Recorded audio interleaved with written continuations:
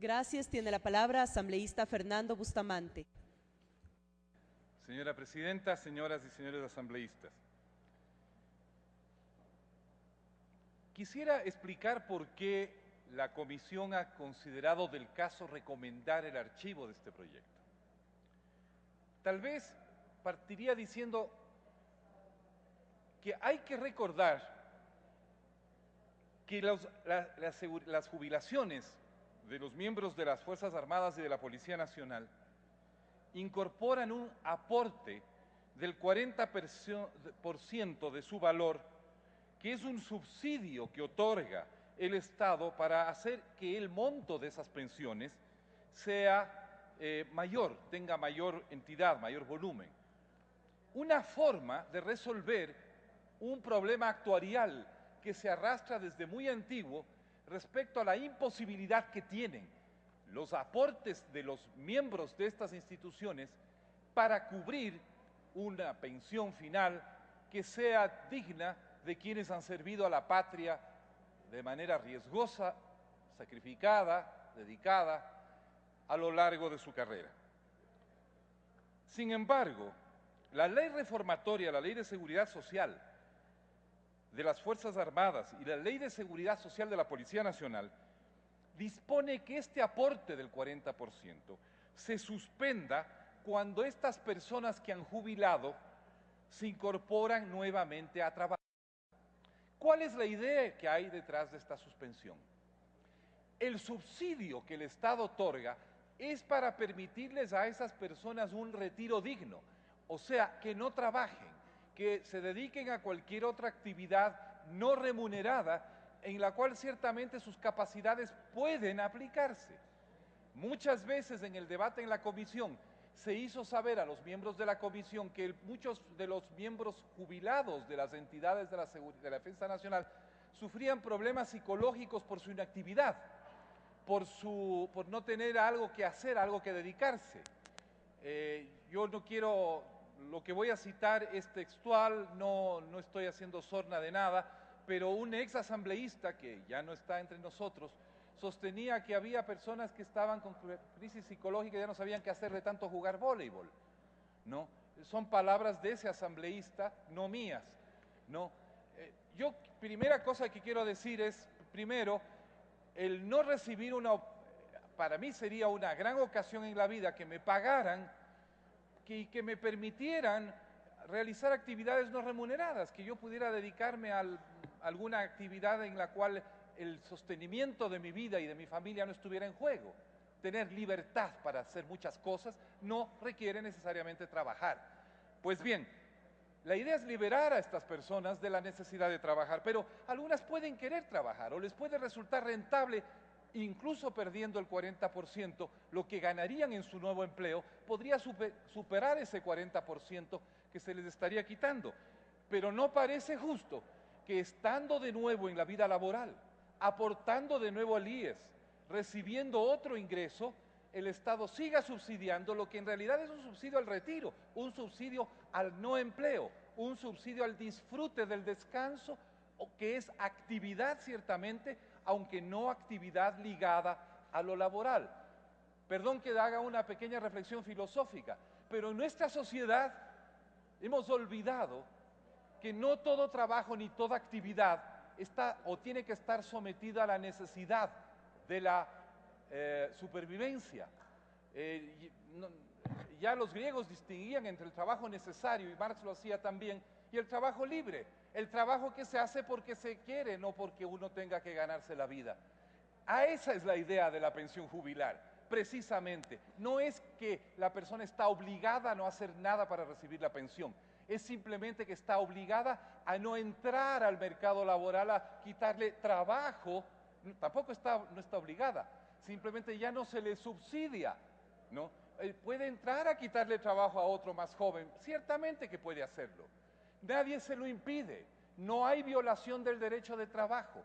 La persona puede volver a emplearse. Lo único que pedimos es que no le pide a la comunidad que encima de que ya está aportando, encima de que está ocupando una plaza laboral de una persona que tal vez está iniciando su vida laboral, ¿no? Encima le tengamos que subsidiar el 40%, ¿no? Eso es todo el sentido que tiene la posición de la Comisión de que no es justo ni dable recargar sobre una sociedad de gente que trabaja porque necesita el subsidiar una jubilación de una persona que no debería necesitar trabajar. Y si lo hace, que es su justo derecho, al menos que sea a su propio riesgo y costo, sin que por otro lado pierda ese 60% que es fruto de sus imposiciones y que son que es su derecho, porque eso sí es su propiedad, no es subsidio. Nadie le está dando. El 60% ciertamente es intangible, porque resulta del propio trabajo y es propiedad personal. Pero ese 40% no. Eso es algo que la sociedad le está dando. Y le está dando para que no trabaje remuneradamente, ¿no? Ese es el sentido. Por eso es que no nos parece injusto, ni mucho menos que nosotros sostengamos que no es dable una reforma que permita a las personas reincorporarse plenamente al mercado laboral y además recibir una jubilación completa. Una jubilación completa que es la sociedad en su conjunto, incluso las personas jóvenes que están luchando por abrirse paso, tienen que aportar. No es el caso, por lo tanto, de que estemos tratando de impedir, quitar el derecho al trabajo a quienes ya jubilaron. Pueden trabajar e incluso podría convenirles si ganan con el nuevo trabajo más que el 40% que van a perder. Pero nosotros queremos insistir que hay de todas maneras una excepción. Es necesario entender que estamos hablando de las pensiones relativamente más altas, porque el 40% no se le quita a quienes tienen un sueldo o un salario, ¿no es cierto?, que no supera el valor de una canasta familiar, o personas que adolecen de una enfermedad catastrófica, o, en fin, que se hallan dentro de ciertos rangos de ingresos inferiores a una tabla determinada que también se ha fijado actuarialmente. Esta prohibición es para las jubilaciones más altas, o sea, para las jubilaciones de rango más elevado. Es cierto que nuestra Constitución, como digo, consagra en los artículos 33 y 36 el derecho al trabajo y el deber estatal de garantizar a todas las personas trabajadoras el pleno derecho a percibir retribuciones justas, así como también el derecho de las personas mayores a recibir una atención especializada. El artículo 37 en efecto señala que el Estado ecuatoriano debe garantizar a las personas adultas mayores el derecho a un trabajo remunerado en función de sus capacidades y la jubilación universales. El hecho que de las personas mayores se integren nuevamente al campo laboral no implica, como he dicho, de ninguna manera que pierdan ninguno de estos derechos, ni siquiera por el hecho de que se reduzca el monto de esa jubilación. Y eso que quede muy claro, no estamos diciéndole a la persona que no tiene derecho a trabajar, estamos solamente diciéndole que la comunidad no tiene la obligación de subsidiar la jubilación de alguien que está en el mercado laboral y que de hecho ya está percibiendo, aparte de los ingresos que obtiene en el mercado laboral, lo que es los réditos del trabajo de su vida anterior a la jubilación, de su vida laboral anterior a la jubilación.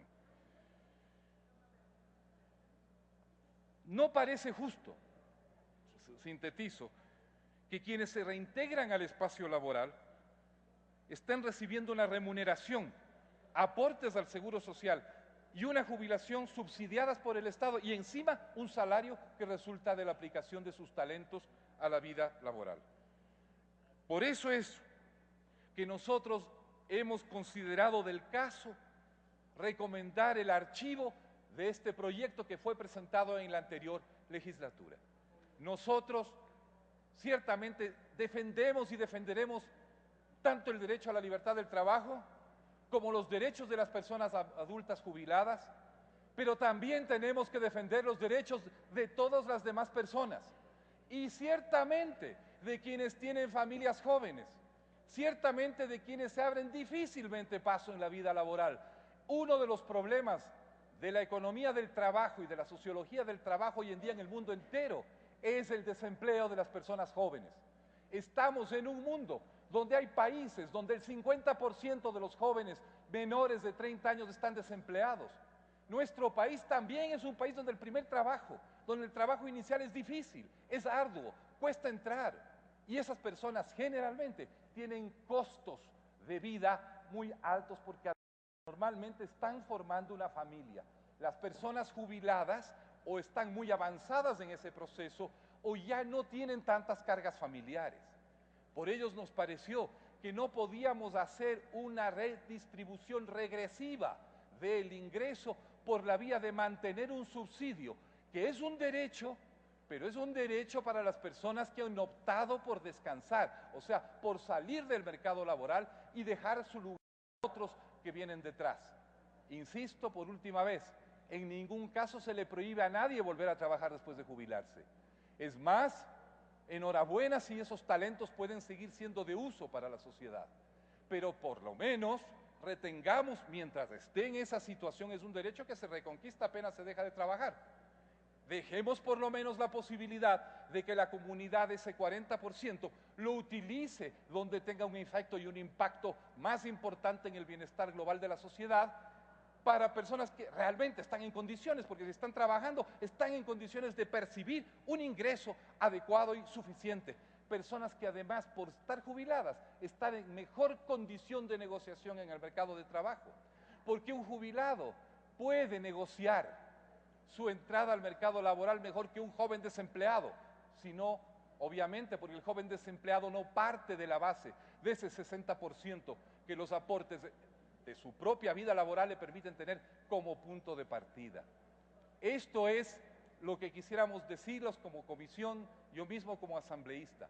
No caigamos en el engaño o del autoengaño de que muchas cosas que a veces aparecen como de justicia o como concesiones o como cosas benevolentes implican costos para terceros, implican menoscabo para quienes no están visibilizados en la ley. Muchas veces nosotros legislamos pensando solamente en el sujeto presente, visible, ostensible de la ley y no nos damos cuenta de los costos que les implican nuestras generosidades a otros silenciosos e invisibles que no aparecen en nuestros debates. Aquí estamos defendiendo a los jóvenes, a las familias que comienzan, a los trabajadores que buscan su primer empleo, a aquellos que luchan denodadamente por hacer una carrera y que todavía no tienen derecho a una jubilación. Y no estamos quitándole ningún derecho a las personas Tiene un minuto, mayores. asambleísta. No les estamos quitando ningún derecho, insisto. Es más, seguiremos defendiendo que puedan ejercer con plenitud su derecho al trabajo, el derecho a la seguridad social y el derecho a una jubilación digna. Pero yo personalmente, y como presidente de la comisión, mociono que archivemos el proyecto de ley cuyo informe acabamos de leer. Muchas veces la benevolencia esconde resultados totalmente contrarios a sus presuntamente loables propósitos. Gracias, señora presidenta. Gracias, señora.